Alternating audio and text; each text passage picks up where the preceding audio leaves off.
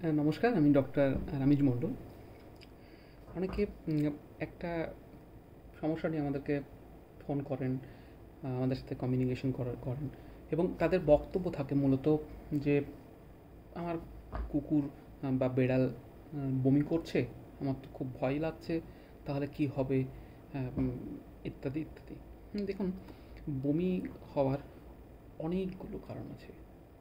মানে আমি যদি এখন আলোচনা সাপেক্ষেও কোনো প্যারামিটারটাকে অ্যাকাউন্টেবিলিটির মধ্যে রাখি, তাও এখন 10 মিনিটে মোটামুটি 50 থেকে 100 রিজনস পাওয়া যাবে যে এই কারণে বমি হতে পারে। দেখুন, নর্মালি যদি কোনো দিন কখনো একটু খাবার বেশি খাওয়ালেন, সেই সময়ে যদি বদহজম হয়ে বমি করে, তার জন্য কিন্তু আপনাকে কিছু করার দরকার নেই। সেটা দিনে যদি দুবার তিনবার হয়, কখনো মাসে একবার হলো, তখন কিন্তু এটা নিয়ে চিন্তা করার দরকার নেই বা এটার জন্য আলাদা কোনো মেডিকেশনেরও দরকার নেই।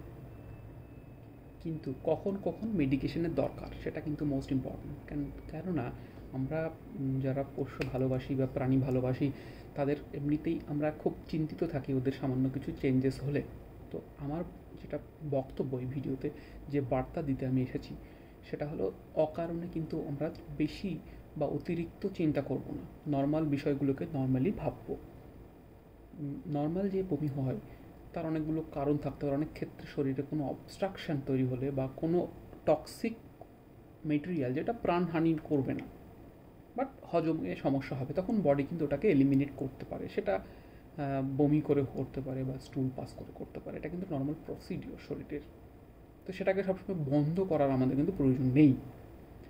কিন্তু কিছু কিছু রোগ, কিছু কিছু ডিজিজড কন্ডিশন থাকে, সেখানে এই বমি বিষয়টা অবশ্যই তাৎপর্য রাখে।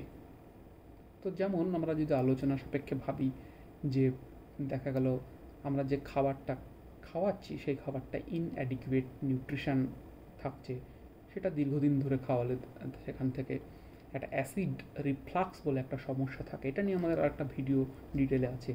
অ্যাসিড রিফ্লাক্স যদি কখনো হয় বা প্যানক্রিয়াটিক এনজাইমসগুলো প্রপারলি যদি সিক্রেট না করে, তাহলে কিন্তু অ্যাসিড রিফ্লাক্স হয় এবং তার ফলে এই বমি বিষয়টা হতে পারে। আর কিছু টিক রিলেটেড ইনফেস্টেশন, যেগুলো বা প্যারাসাইটিক ইনফেকশন থাকে বা ফাঙ্গাল কোনো ইনফেকশন থাকে, ফাঙ্গাল ইনফেকশন হলে যদি কখনো ওর কোনো কোট বা ওর কোনো নিজেরই শরীরের বডি হেয়ার ও ইনজেস্ট করে নেয়, সেখান থেকে বমি হতে পারে। তাছাড়া টিক ফিভার বা ইত্যাদি যদি কখনো ঘটনা ঘটে, বা লিভারের ইনসাফিসিয়েন্সি বা ইনএফিসিয়েন্সি যদি হয়, তখনও বমি করার একটা সম্ভাবনা থাকে। তো সেগুলো কিন্তু হঠাৎ করে একদিন হবে না। এগুলো দীর্ঘদিন ধরে যদি আমরা ভুল খাবার খাইয়ে থাকি বা অপরিপূর্ণ বা ইনকমপ্লিট নিউট্রিশন দিয়ে থাকি, তখন কোনো পার্টিকুলার ভিটামিনস বা মিনারেলস বা অ্যামাইনো অ্যাসিড বা এসেনশিয়াল ফ্যাটি অ্যাসিডের অভাবজনিত কারণে এগুলো ঘটতে পারে।